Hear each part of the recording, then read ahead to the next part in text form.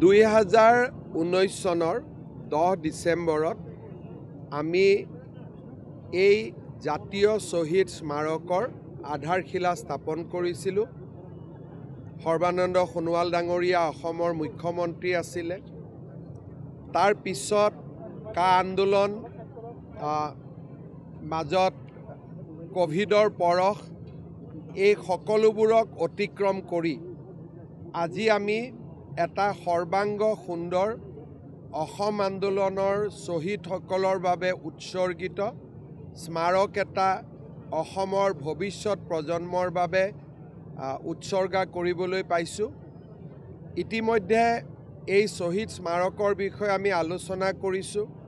225 foot উচ্চতা ইয়াৰ থাকিব আৰু ইয়াৰ উচ্চ শিখৰত যদি আমি আৰোহণ কৰোঁ, গুৱাহাটী মহানগৰখন আমি স্পষ্টভাৱে দেখা পাব পাৰোঁ। ইয়াত ইণ্টাৰপ্ৰিটেশ্যন হল, শ্বহীদৰ বাবে নিৰ্মাণ কৰা গেলাৰী, মেডিটেশ্যন হল আৰু ইয়াৰ লগত সংযোজিত অক্ষয় বন্তি। চাৰিওফালে চাইকেল ট্ৰেক, ৰাতিপুৱা আমি মৰ্ণিং ৱাক কৰিব পাৰিম তেনেকুৱাও 1.5 কিলোমিটাৰৰ এটা সুন্দৰ ট্ৰেক। অডিটৰিয়াম এটা বনাই থকা হৈছে 500খন আসনযুক্ত। অৱশ্যে ইয়াত খালি আমি অৰাজনৈতিক অনুষ্ঠান কৰিব দিম। ফুড কোৰ্ট আছে আৰু এটা খুব ধুনীয়া মিউজিকেল ফাউণ্টেইন বনোৱা হৈছে অসম আন্দোলনৰ ইতিহাসৰ সৈতে। ভৱিষ্যতে অসম আন্দোলন আৰু অসমীয়া জাতিৰ বুৰঞ্জীক লৈ এটা ডিজিটেল লাইব্ৰেৰীও ইয়াত নিৰ্মাণ কৰাৰ মোৰ সপোন আছে, যাতে এই লাইব্ৰেৰীত বহিলেই আমাৰ জাতিটোৰ 5000 বছৰৰ যি যাত্ৰা তাক আমি চাব পাৰোঁ, দেখা পাব পাৰোঁ। তেনেকুৱা এটা ডিজিটেল লাইব্ৰেৰী এটা নিৰ্মাণ কৰাৰো মোৰ ইচ্ছা আছে। 10 ডিচেম্বৰ আমাৰ বাবে এটা পবিত্ৰ দিন। বিশেষকৈ আমি যিসকলে অসম আন্দোলনত জড়িত হৈ আছিলোঁ তেওঁলোকৰ বাবে আজিৰ দিনটো এটা পবিত্ৰ দিন, নতুন সংকল্পৰ দিন। আজি শ্বহীদ স্মাৰকৰ উদ্বোধনী অনুষ্ঠান বা আমাৰ শ্বহীদ দিৱসৰ অনুষ্ঠানত ভাষণ দি মই অসমীয়া আৰু ভাৰতীয় ৰাইজক কেইটামান অনুৰোধ কৰিছোঁ। প্ৰথম, যিমানে আৰ্থিক সমস্যা নহওক কিয় অচিনাকি মানুহক নিজৰ মাটি বিক্ৰী নকৰিব, কাৰণ লাহে লাহে আমি মাটি হেৰুৱাই আছোঁ।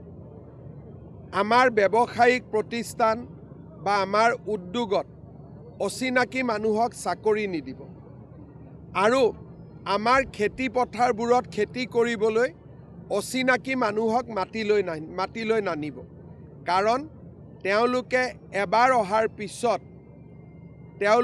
তেওঁলোকৰ যিটো পৰিকল্পনা তাক বাস্তৱত ৰূপায়ণ কৰে আৰু এসময়ত গৃহস্থকে তেওঁলোকে খেদি পঠিয়ায়। সেইবাবে মই আজিৰ শ্বহীদ দিৱসৰ দিনা অসমবাসী ৰাইজক, অসমীয়া ৰাইজক, ভাৰতীয় ৰাইজক অনুৰোধ কৰিছোঁ যে কোনো কাৰণতে যাতে অচিনাকি মানুহক জাতিটোৰ বৰঘৰত সোমাবলৈ অনুমতি নিদিয়ে। অচিনাকি বুলি কওঁতে তাক ডেফিনেশ্যন দিয়াৰ প্ৰয়োজন নাই। যাৰ ভাষা অচিনাকি, যাৰ সংস্কৃতি অচিনাকি, যাৰ জন্মভূমি অচিনাকি, যাৰ কৰ্ম অচিনাকি, সিয়ে অচিনাকি। যাৰ অসমীয়া বা ভাৰতীয়ৰ লগত কোনো সম্পৰ্ক নাই তেওঁৱে অচিনাকি। অচিনাকিৰ ডেফিনেশ্যনটো অতি চিম্পল, যোন চিনাকি নহয় তেওঁৱে অচিনাকি। কংগ্ৰেছৰ যুঁজ হ'ল AGP BJP কংগ্ৰেছৰ যুঁজ, আমাৰ যুঁজ হ'ল জাতিটোক ৰক্ষাৰ যুঁজ। আমাৰ যুঁজখন আমি যুঁজি আছোঁ, 40 বছৰে অসমীয়া জাতিয়ে যুঁজিছে আৰু যুঁজি থাকিব। I think challenge has become more grave. The demographic pattern is changing fast. Today, almost 40% of our total population will be from those who has come from Bangladesh at some point of time. Legalities apart, today Assamese is marginalized in our own land. Our culture is marginalized in our own land. Economy is fast shifting to those people who were never associated with our culture and with our history. So the challenge continue, But one good thing is that there is a collective spirit today to face the challenge, and I am sure that our new generation will fight, will keep on fighting, and God will bless us, will survive.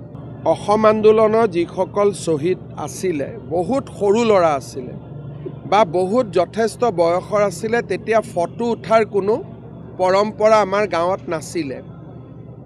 আজি আমি কনকলতা বৰুৱা যিখন photo দেখা পাওঁ, সেইখন হৈছে তেওঁৰ পৰিয়ালৰ নিকটতম, যাৰ লগত তেওঁৰ ফেচ মিলে তেনেকুৱা সদস্যৰ পৰা আমি চাই নিৰ্মাণ কৰা। তেনেকৈ আজি যিখিনি শ্বহীদৰ আমি ফটোগ্ৰাফি পোৱা নাই, তেওঁলোকৰ ল'ৰা বা তেওঁলোকৰ ভায়েক বা তেওঁলোকৰ ভনীয়েকৰ মুখখন চাই আমি আঁকিব লাগিব। আঁকি পৰিয়ালটোক দেখুৱাব লাগিব যে চিমিলাৰিটি আছেনে নাই। কোনোবাই ক'ব নহয় অলপ শকত হৈছে, অলপ ক্ষীণ আছে, তেনেকৈ তাক আমি আকৌ বনাব লাগিব। আৰু এনেকৈ ফটো বনোৱা প্ৰফেশ্যনেল মানুহ আছে আজিকালি, আৰু AIৰ সহায়েৰেও কৰিব পাৰি। গতিকে এইটো এটা আমাৰ প্ৰজেক্ট হ'ব যে অহা 2-3 বছৰৰ ভিতৰত প্ৰতিগৰাকী শ্বহীদৰ ফটোগ্ৰাফ যাতে আমি ইয়াত লগাব পাৰোঁ, প্ৰতিমূৰ্তি আমি স্থাপন কৰিব পাৰোঁ। হয়তো 100% একে নহ'ব। যোৱাবাৰ মই ইয়াত আহোঁতে মাত্ৰ 200 ফটো আছিলে, পিছত যেতিয়া আমি আহ্বান জনালোঁ আজি 432 ফটো হৈ গ'লগৈ। আজিৰ অনুষ্ঠানৰ পিছত মই ভাবোঁ যে আৰু কিছু ফটো আমি সংগ্ৰহ কৰিব পাৰিম।